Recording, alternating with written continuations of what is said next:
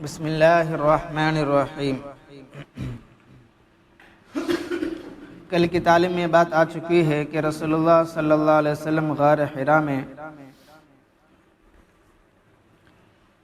وحی ملنے سے پہلے تک بھی تنہا اکیلے رہتے تھے اور اللہ تعالیٰ کو یاد کرتے تھے، تو اللہ پاک جبرائیل علیہ السلام کے ذریعے سے وحی بھیجا۔ وحی کون سی آیت ہے؟ اقرأ بسم ربک الذی خلق خلق الانسان من علق۔ تو آگے فرماتے ہیں وحی کی کیا ضرورت ہے، وحی کی کیا حقیقت ہے، یعنی یہ وحی و تنزیل کیا ہے جس کو نبوت و رسالت کے خصائص میں سے کہا جاتا ہے۔ یعنی نبی بننے کے لیے وحی کا آنا ضروری ہے، نبی بننا ہے یا پیغمبر بننا ہے یا رسول بننا ہے تو بننے کے لیے وحی ضروری ہے۔ وحی آتی ہے تو وہ نبی بن جاتے ہیں، اور نبی کے لیے وحی کا آنا ضروری ہے، دونوں لازم ملزوم ہے۔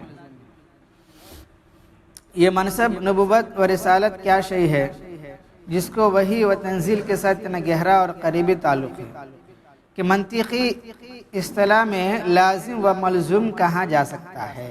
یعنی نبی کے لیے وحی ضروری ہے اور نبی کے لیے وحی آنا ضروری ہے، اور وحی نبی کے پاس ہی آتی ہے، وحی نبی کے پاس آتی ہے۔ اور اس اصطلاحی گفتگو سے قطع نظر سادہ الفاظ میں اس سوال کو کیوں نہ اس طرح پیش کر دیا جائے کہ کائنات انسانی کے ہر معاملے میں جبکہ حسن و قبیح کے درمیان امتیاز پیدا کرنے کے لیے فطرت نے ہم کو جوہر عقل عطا کر دیا، اور انسان کے اندر کی یہ سرچ لائٹ ہر ایک مادی شعبہ حیات میں رہنمائی کرتی ہے، تو پھر رسول و نبی کے ذریعے پیغام الہی کی حاجت کیا ہے؟ کیا بولتے گا؟ تو جب انسانوں کے پاس عقل ہے، سمجھ ہے اور سب کچھ کر سکتے ہیں، پھر وحی کی کیا ضرورت ہے؟ دیکھ انسان محنت کرا، ایک لوہے کو جو ہے ہوے میں اڑاتا ہے، انسان محنت کرا، سوچا لوہے کو پانی پر چلاتا ہے، کشتی کے ذریعے سے زمین کے اندر جاتا ہے، اوپر جاتا ہے، یہاں تک سورج چاند میں بھی جاتے ہیں، آسمانوں پہ چکر لگاتے راکٹ کے ذریعے سے۔ تو انسان کے پاس عقل ہے، پھر وحی کی کیا ضرورت ہے؟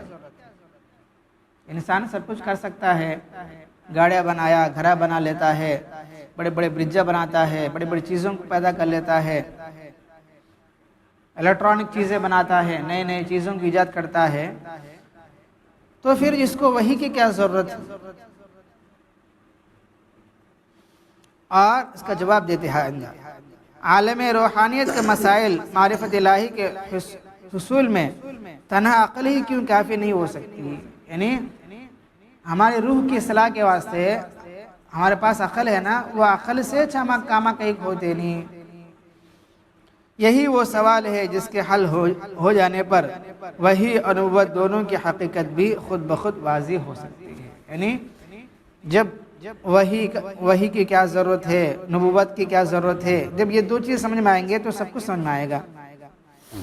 اس لیے کہ انسان کا جو عقل ہے اب ہے نا ایک جیسا کواتا، اب کیا تو مسئلہ پیش آیا اس کا ہم سوچیں گے تو ایک جیسا کواتا کریں گے، کواتا بعد میں کچھ دیر ہو گیا یا کچھ دنہ ہو گئے تو جوش ٹھنڈا ہوتا، اب کیا بولتا؟ جان دو لوہے کا تھا، نہیں؟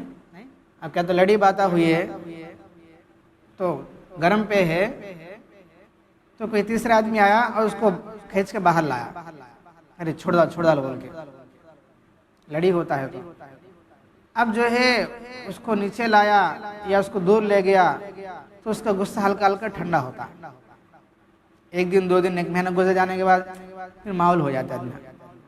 یعنی آدمی کا عقل جو ہے، آدمی کا دماغ ایک ٹائم پہ ایک جیسا کام کرتا ہے، اس کو جائز بولتا ہے، پھر وہی آدمی پھر دوسرے ٹائم پہ اس کے بارے میں ناجائز بولتا ہے یا پھر اس کو الٹا بول دیتا ہے۔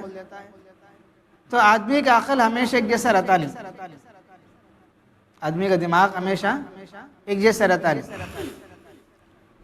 اس کا واسطے ہماری زندگی کی اصلاح کے واسطے، ہمیں صحیح راستے پر چلنے کے واسطے ہما کو بنائے سو اللہ ہے.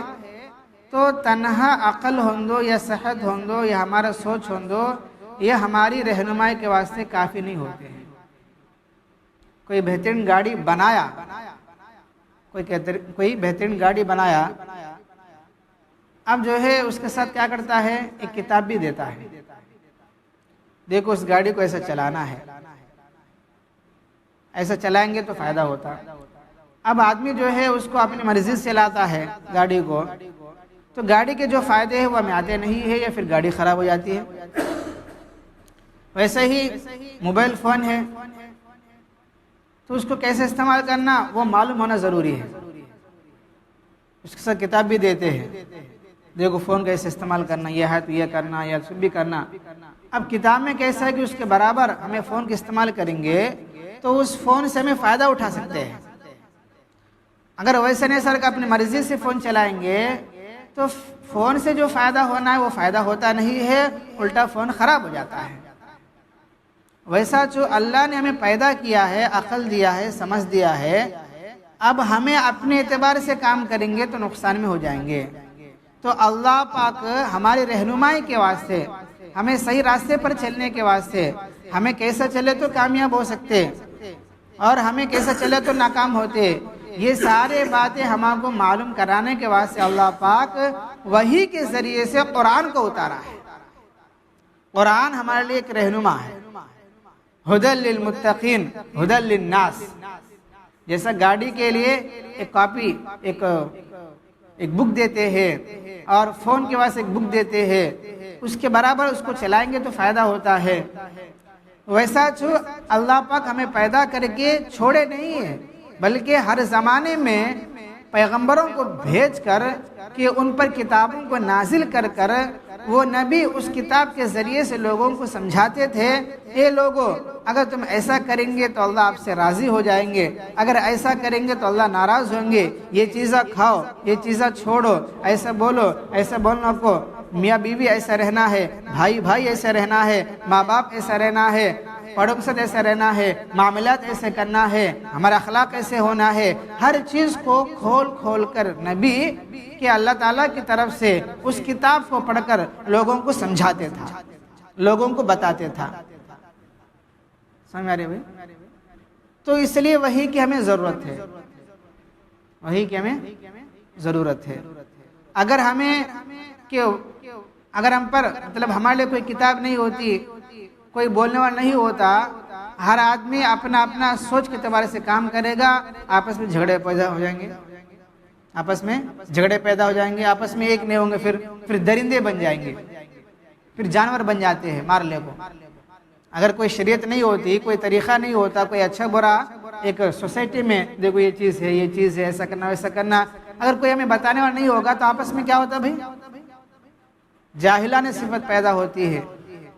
جیسے کہ مکے میں رسول اللہ صلی اللہ علیہ وسلم کے آنے سے پہلے مکے والوں کا حالت یہ تھا، اگر کہ دوسروں کے اونٹوں سے پہلے اس کے اونٹ پانی پیے تو آپس میں جھگڑے پیدا ہوتے تھے، مارم پیٹی ہو جاتی تھی، مارم پیٹی ہو جاتی تھی. یہاں تک جو ہے ایک مرتبہ ایک آدمی گھوڑے پر تھا، ایک آدمی گھوڑے کے اوپر تھا، تو گھوڑے نے دم ہلایا تو کیا ہوا، بازو میں ایک آدمی تھا، اس کو لگیا دم، اسے غصہ آیا، یہ دم مجھے لگا کیا ہوا، کون کیا ہے، تلوار نکالا، اس کو دم کاٹ دیا. کس کا؟ گھوڑے کا دم کاٹ دیا. اب گھوڑے والا گچورا تھا، ان اترا، اس کو مار ڈالا، اس کو مار ڈالا. اب اس کے والے سب بھی جو نہ آئے، اب اس کو مار ڈالے. اب اس کے والے آئے پورے، اس کے پوری خاندان آئی، اس کی پوری خاندان آئی، آپس میں لڑ لیے. تقریباً اس ایک گھوڑے کی دم کی وجہ سے 150 سال لڑائی چلی دونوں خاندانوں میں. ارے انہوں ہمارا آدمی مرنے مارے، انہوں ہمارا آدمی مرنے مارے، تو 150 سال لڑائی چلی تھی. تو اگر کوئی شریعت نہیں ہوتی، اللہ پاک وحی کو نازل نہیں کرتے، تو ہم لوگ ایسے ہی آپس میں لڑتے رہتے. درندے بن جاتے ہیں۔